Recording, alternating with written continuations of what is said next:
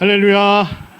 네, 오늘도 3일 밤 또 하나님 앞에 나와 함께 예배드리는 우리 모든 성도님들께 하나님의 크신 은혜와 축복이 함께 하시길 주님의 이름으로 축복합니다. 오늘 말씀 제목은 섞지 말라. 함께 읽어볼까요? 섞지 말라 라는 제목을 가지고 신명기의 말씀 함께 나누도록 하겠습니다. 본문 말씀을 읽어보시면 연결되어 있다기보다 어떤 계명들을 이렇게 하나하나 나열해 주시는 듯한 말씀으로 받아들일 수 있겠습니다. 특별히 신명기 12장부터 26장까지 말씀이 신명기 법전이라고 해서 법에 대해서 나와 있는 말씀 장절입니다.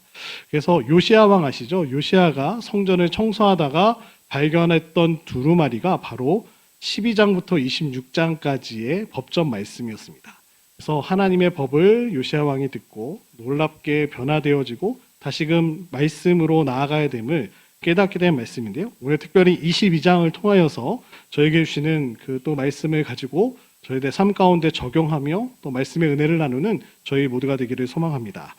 오늘 말씀을 보시면 1, 2절은 이웃이 잃어버린 가축에 대해서, 또 3절은 이웃이 잃어버린 다른 소유물에 대해서, 4절은 길에 넘어진 이웃의 가축에 대해서 도와주라 라고 말씀하시고, 여기서 내 형제라는 표현을 6번이나 사용하시는데 이것은 이웃이나 동료를 말하고 있습니다. 특별히 이웃이나 동료가 가축을 잃어버리게 되면 못 본 척 하지 말고 가서 꼭 도와주라고 말씀하십니다. 중요한 의미가 있겠죠? 이렇게 계속해서 반복해서 말씀하시는 이유는 이스라엘 백성 모두가 서로 형제라는 말씀입니다. 이스라엘은 시내산에서 이스라엘의 하나님 여호와만을 섬기기로 약속을 맺은 언약 공동체입니다. 그래서 이스라엘은 서로 돌봐야 할 책임과 의무가 있음을 말씀해주고 계시죠. 그래서 이러한 이유로 잃어버린 가축을 발견한 사람은 의도적으로 무시할 수 없었습니다. 좀 바쁘거나 좀 나에게 지금 급한 일이 있어도 이웃의 어려움을 봤으면 꼭 도와주고 가야 되는 것이었음을 오늘 말씀하십니다. 그래서 이런 의미에서 자신을 숨길 수 없다라는 말씀입니다. 또 이성의 남자 여자가 서로 의복이나 장식품을 착용해서는 안 된다라고 말씀하시고, 남자는 여자 옷을, 그리고 여자는 남자 옷을 입지 말라고 말씀하십니다. 왜냐? 하나님께서 싫어하는 행동이기 때문입니다. 또 새 둥지 이야기가 나오는데요. 새 둥지를 발견했을 때 어미새와 새끼를 한꺼번에 다 취하면 안 된다라고 말씀하시고, 어미새는 놓아주되 알을 계속 낳을 수 있도록 보호해야 한다는 뜻을 담고 있고요. 또 집을 지을 때는 지붕의 난간을 잘 만들어서 누군가 거기서 떨어지는 것을 방지해야 한다는 것을 말씀하고 계십니다. 무죄한 피를 흘려 그것으로 말미암아 하나님께 저주를 받지 말아야 된다는 뜻이 담겨 있죠. 그리고 오늘 말씀의 제목과 같이 세 개의 명령을 통하여서 마지막에 서로 다른 것을 섞지 말라라고 말씀하십니다. 포도원에 두 종류의 씨를 섞어 뿌리지 말라고 말씀하시고, 또 소와 나귀를 같은 결의에서 쟁기질하지 말라고 말씀하시고, 또 마지막으로는 짐승의 털과 식물의 씨앗으로 만든 배실로 서로 옷감을 섞어서 짜지 말라고 명령하십니다. 그러니까 자연의 질서들을 혼란케 교란하지 말라는 말씀의 의미로 다가오고 있습니다. 어찌 보면 이성의 의복을 서로 바꿔 입지 말라고 했던 말씀과 서로 통하고 있습니다. 또 마지막으로 12절에 읽었던 말씀은 겉옷에 내 귀퉁이에 실록과 만든 끈을 달아야 된다. 이에 대한 어떤 부연도 나와 있지 않고 말씀이 맞춰지고 있습니다. 잘 읽어보시면 어떤 뜻일까요? 우리가 사는 일상의 삶 가운데 어떻게 살아가야 되는지 오늘 말씀은 저희들에게 말씀하고 계십니다. 세세하게 어떤 것을 지켜야 하고 어떤 것을 잘 따라야 하는지 말씀하십니다. 특별히 본문에서는 적극적으로 이 말씀을 따라 행하라 라고 요구하고 계십니다. 하나님 백성에게 요구되는 삶의 모습은 소극적인 모습이 아니라 적극적으로 말씀을 지키고 행하는 데 있음을 오늘 신명기 22장 말씀은 저희들에게 도전하고 계십니다. 하나님의 율법이 우리에게 온전한 삶을 보여주시는 삶은 어떤 삶인지 한번 같이 살펴보도록 하겠습니다. 하나님께서는 이스라엘 백성에게 가나안의 모든 우상과 음란을 몰아내고 지극히 상식이 통하는 건강한 사회를 만들라라고 명령하셨습니다. 하나님께서 원하시는 가장 이상적인 사회는 무엇일까요? 대단히 어렵고 복잡한 사회가 아닙니다. 어떤 사회일까요? 하나님을 사랑하고 이웃을 나 자신처럼 사랑하며 나아갈 때 많은 문제들이 저절로 해결될 수 있음을 계속해서 말씀해 주고 계십니다. 첫 번째로 보시면 하나님께서는 이스라엘 백성들에게 가르치신 것은 이웃의 소나 양을 통해 이웃의 형편을 챙겨주고 배려해 주는 것을 서로 배우라라고 명령하고 계십니다. 본문 오늘 1절, 2절 말씀을 다 같이 함께 읽도록 하겠습니다.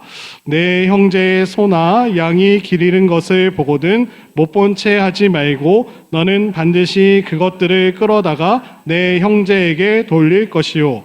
내 형제가 내게서 멀거나 또는 내가 그를 알지 못하거든 그 짐승을 내 집으로 끌고 가서 내 형제가 찾기까지 내게 두었다가 그에게 돌려줄지니.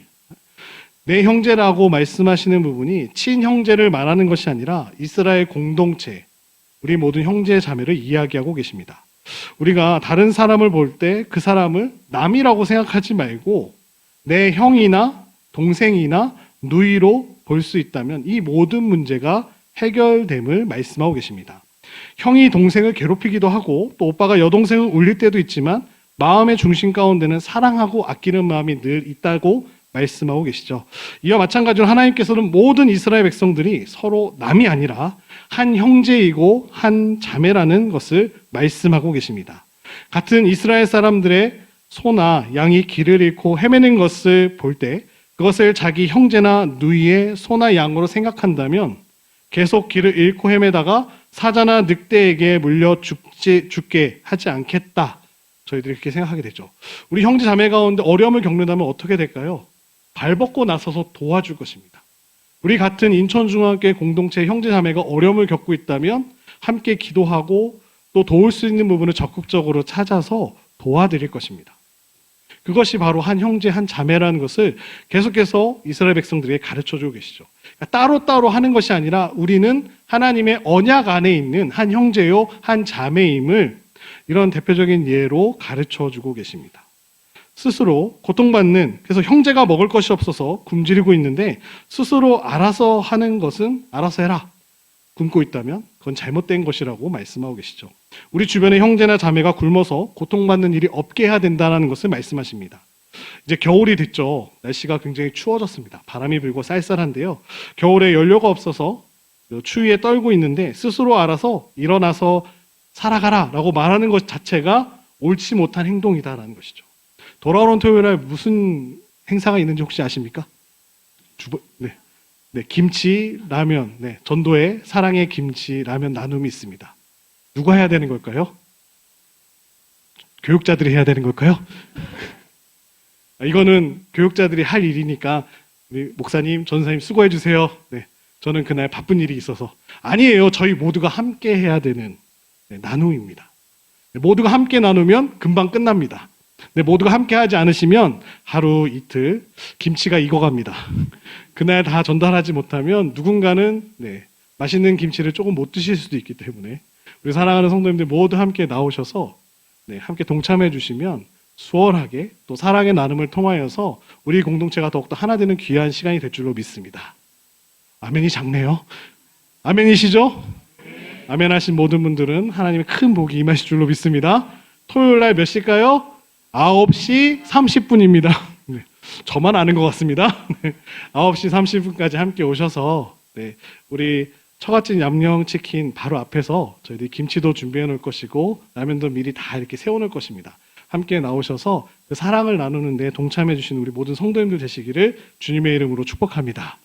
말씀하고 계시잖아요. 오늘 신명기 22장에 내 형제 자매를 돌보라 라고 말씀하고 계십니다. 그러니까 최소한 이 겨울이 된다면 저희도 늘 했던 사랑의 연탄 나눔이나 이런 것들을 통하여서 함께 추위를 극복하자. 이웃의 사랑을 나눠서 함께 나아가자라고 말씀하십니다. 본문 1절, 2절에 읽으셨던 대로 계속해서 강조하신 것이 무엇이냐? 내 형제를 얘기하시면서 못 본 채 하지 말라.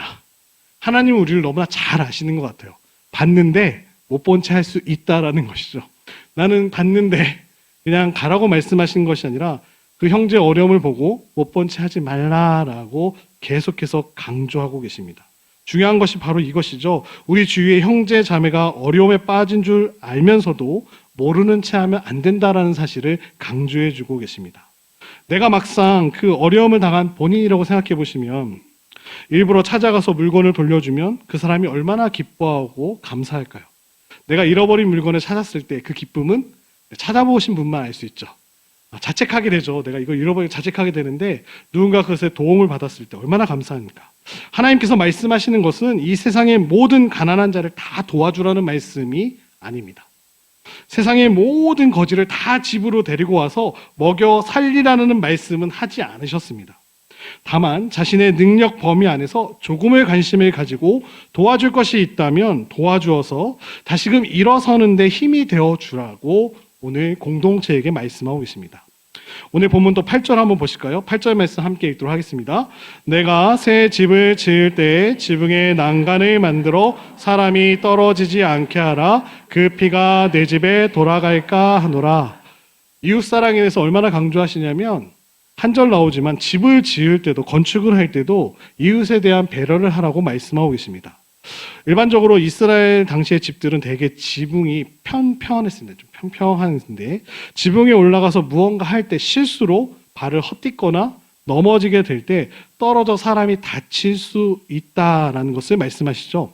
나는 괜찮다 하더라도 다른 사람을 배려해서 난간을 만들어 놓으면 다른 사람 집에 갔을 때도 서로 다치지 않게 됨을 오늘 말씀을 통하여 강조하고 계십니다.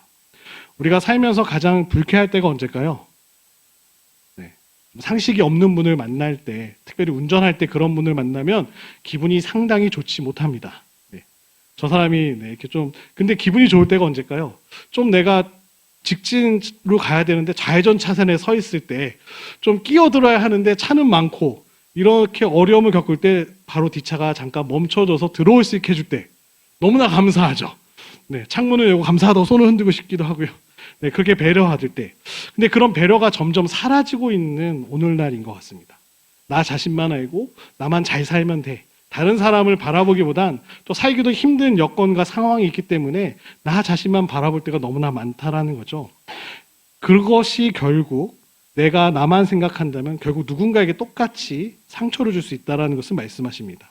하나님께서는 이스라엘 백성들에게 이웃을 내 몸처럼 생각하는 것이 중요하다는 것을 실제적인 가르침을 통하여서 말씀해주고 계십니다. 하나님 사랑과 이웃 사랑을 실제적으로 삶 속에서 적용할 수 있는 말씀을 주셨다라는 것이죠.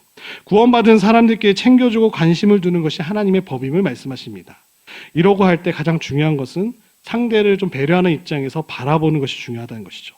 예수님께서도 마태복음 7장 12절에 이렇게 말씀하십니다. 그러므로 무엇이든지 남에게 대접을 받고자 하는 대로 너희도 남을 대접하라. 이것이 율법이요 선지자니라. 황금률이라고 하죠. 대접받고 싶은 만큼 너도 남을 대접하라 라고 예수님도 말씀하십니다. 모든 사람의 마음속에 남에게 대접받고 싶고 인정받고 싶은 마음들이 있습니다. 그러나 하나님의 율법은 내가 그런 대접받기 전에 먼저 남을 대접해주고 인정해주라고 말씀하고 계십니다. 그렇게 할 때 서로 배려를 통하여 행복과 기쁨의 감정들이 넘쳐날 수 있음을 말씀하시죠. 나의 행복을 위해 남의 행복을 깨트리는 것이 또 죄악임을 반면으로 생각해 볼 수 있겠습니다. 두 번째로 볼 때 이런 상식과 관심이 동식물에까지도 영향을 미치고 있습니다.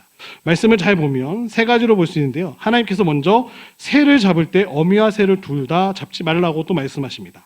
본문 6절 말씀인데요. 함께 읽도록 하겠습니다. 길을 가다가 나무에나 땅에 있는 새의 보금자리에 새의 새끼나 알이 있고 어미 새가 그의 새끼나 알을 품은 것을 보거든 그 어미 새와 새끼를 아울러 취하지 말고.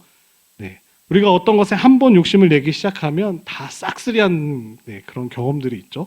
그럼 밤나무 밑에 밤을 봤을 때 눈이 갑자기 커지고 이걸 다 주워야 되겠다. 그런 것들이 있다면 가끔 보면 이제 냄새가 좀 심하긴 하지만 은행 열매를 그렇게 주시겠다는 분들이 계십니다.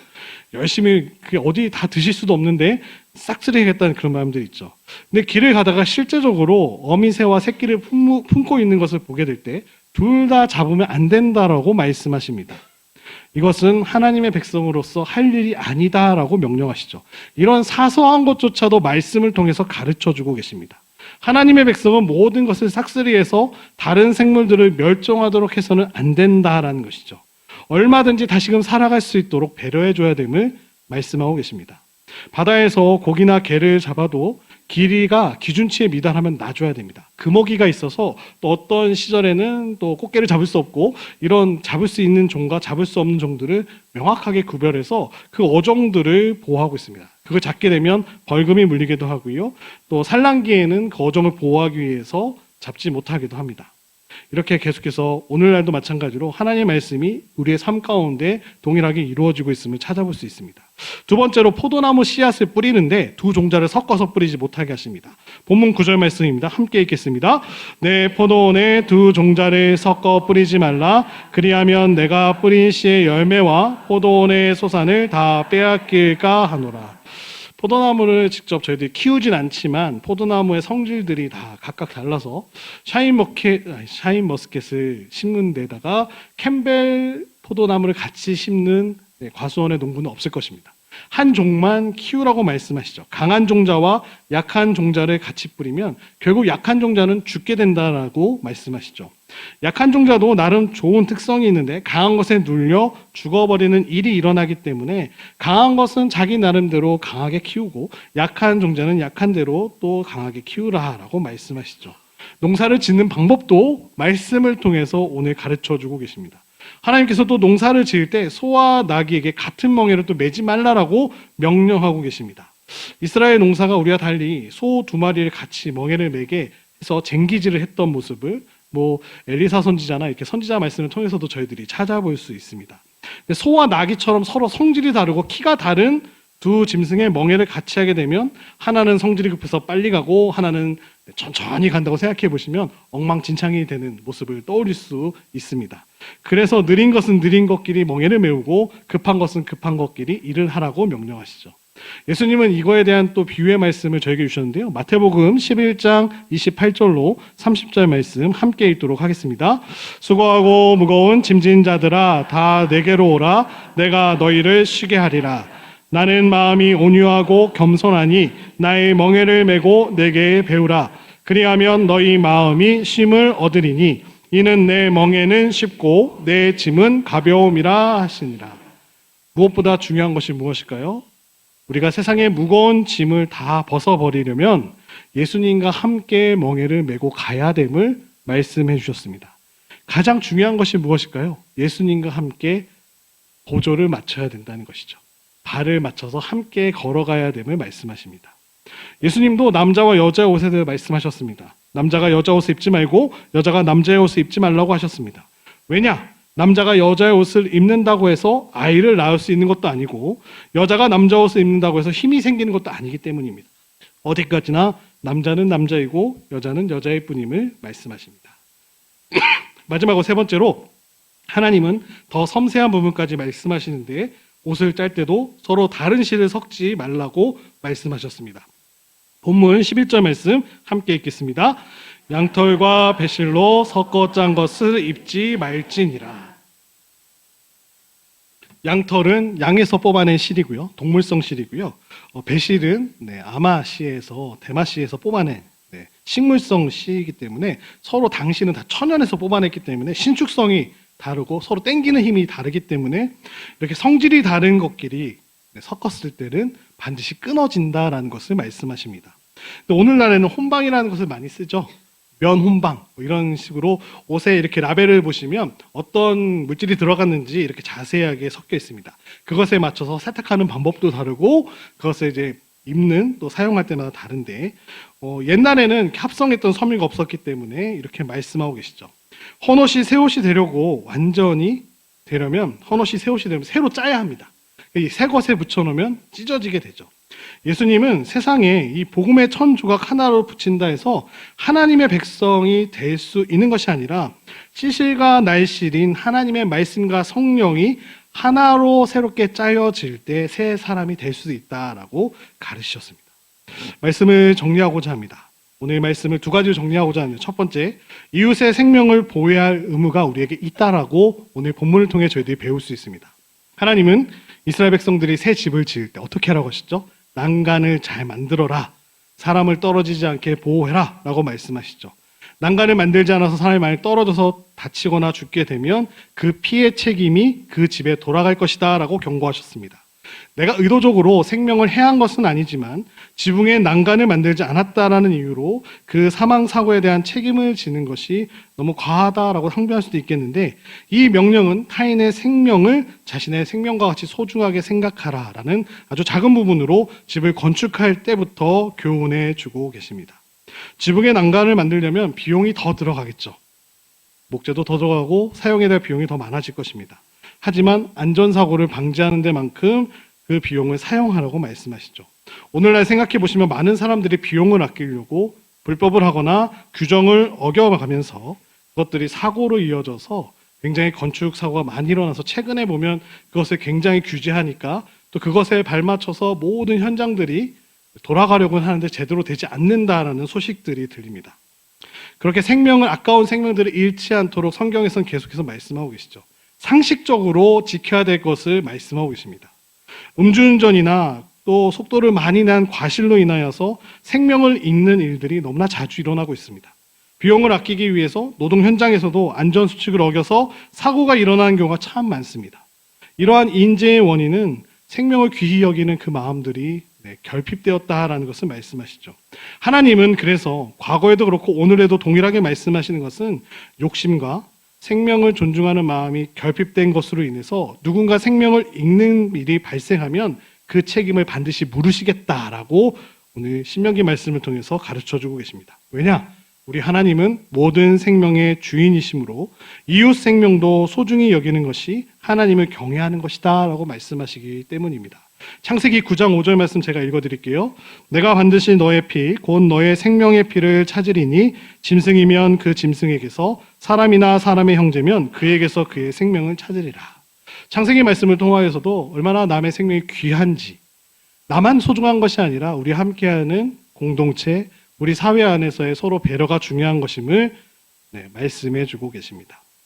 이웃의 생명을 보호하며 하나님의 기뻐하시는 일로 나아가시는 우리 모든 성도님들 되시기를 주님의 이름으로 축복합니다.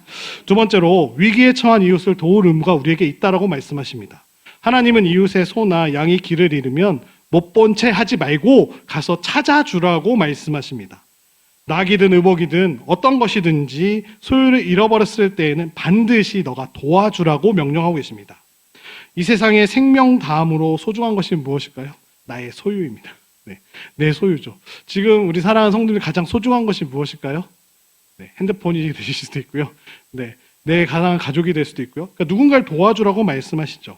재물을 얻기 위해 시간과 노력을 들인 만큼 그 재산은 그 사람의 생명만큼 소중하다라는 사실을 우리 주님도 잘 알고 계셨다라는 것을 말씀하십니다. 그래서 하나님의 백성은 타인의 소유물을 내 소유물처럼 소중히 여겨 지켜주라고 명령하고 계십니다. 이웃의 소유물을 잃어버려 근심과 걱정으로 낙심하지 않도록 도와줌으로써 사랑을 실천해라 라고 말씀하고 계십니다. 이웃의 재물을 지켜줄 뿐만 아니라 재물이 없어 곤란한 가운데 빠진 형제 자매들에게도 자신이 여유 있는 재물을 나누어 줌으로써 구제해야 됨을 말씀하시죠. 잠언서 28장 27절 말씀을 다 같이 한번 읽어보도록 하겠습니다. 가난한 자를 구제하는 자는 궁핍하지 아니하려니와 못 본 채 하는 자에게는 저주가 크리라. 여기도 나오죠. 못 본 채 하는 자에게는 하나님이 벌하신다라는 말씀이 있습니다. 단순히 재물을 나누는 것에서 끝나는 것이 아니라 위로와 소망을 나누는 일임을 말씀해 주고 계십니다. 오늘날에도 가난 때문에 스스로의 생명을 버리는 사건들이 정말 많이 일어나고 있음을 저희들이 보게 됩니다. 경제적인 어려움과 위기 가운데 세상과 단절되어 고립되어 있는 그와 같은 극단적인 선택을 하게 되는 사람들을 보게 됩니다. 그러므로 하나님의 백성인 우리는 이웃의 위기를 못 본 채 하지 말고 적극적으로 도와주면서 하나님의 사랑을 실천해야 될 줄로 믿습니다. 요한일서 3장 17절 말씀인데요. 함께 읽도록 하겠습니다. 누가 이 세상의 재물을 가지고 형제의 궁핍함을 보고도 도와줄 마음을 닫으면 하나님의 사랑이 어찌 그 속에 거하겠느냐. 이렇게 말씀하고 계시죠. 또 고린도서 8장 9절 말씀을 함께 보실까요? 우리 주 예수 그리스도의 은혜를 너희가 알거니와 부요하신 이로써 너희를 위하여 가난하게 되심은 그의 가난함으로 말미암아 너희를 부요하게 하려 하심이라. 주님이 우리를 위해 가난하게 되셨다라고 고백하죠. 영원한 사망의 형벌을 당해야 하시는 우리를 구원하시기 위해 하나님께서는 독생자 예수 그리스도 아들의 생명을 내어주셨다라는 말씀을 고린도후서에서 하고 계십니다. 예수님은 하나님의 그 사랑으로 이웃을 사랑하라고 명하셨습니다. 하나님의 은혜로 생명을 풍성히 누리는 우리 성도들은 그 사랑으로 이웃을 품고 섬기는 자가 되어야 될 줄로 믿습니다. 하나님은 오늘 말씀을 통하여서 매우 적극적으로 또 삶의 작은 부분까지도 세세하게 규칙을 만들어 주고 계십니다. 하나님은 작은 것이기에, 나와 상관없는 것이기에 당신의 백성들, 당신의 자녀들이 소극적으로 살아가는 것을 용납하지 않으십니다. 우리가 최선을 다해 살아가야 됩니다. 우리가 할 수 있는 모든 것으로 하나님의 뜻을 따르며 하나님의 선을 이루어가야 될 줄로 믿습니다. 적극적으로 순종하기 위해서 죄의 본성을 거슬러서 치열하게 살아가시는 사랑하는 성도들 되시기를 주님의 이름으로 축복합니다. 모든 것에서 하나님을 따르고자 결심하신다면 선을 이루기 위해 노력하시는 그 하나님의 일하심, 말씀을 통해서 날마다 우리에게 말씀하신 바를 순종함으로 나아가실 때 하나님의 큰 축복이 우리 사랑하는 모든 성도님들께 임하실 줄로 믿습니다. 오늘도 그 말씀을 붙들고 오늘 하루를 승리하시는 모든 성도님들 되시기를 주님의 이름으로 축복합니다. 기도하시겠습니다. 참 좋으신 하나님 아버지 감사합니다. 아주 작은 것부터 하나님 사랑과 이웃 사랑에 대해서 오늘 말씀을 통하여 가르쳐 주시니 감사드립니다. 삶의 자리에서 어려운 이웃들을 바라보는 것에서 끝나는 것이 아니라 그 이웃들에게 삶의 필요한 부분들을 채워주고 나누어지는 우리 인천중앙교회 공동체 될 수 있도록 축복하여 주옵소서. 우리 공동체를 통하여 생명이 있게 하여 주시고 죽어가는 영혼이 살아나는 역사가 일어나게 하여 주시옵소서. 감사드리며 예수님의 이름으로 기도드립니다. 아멘.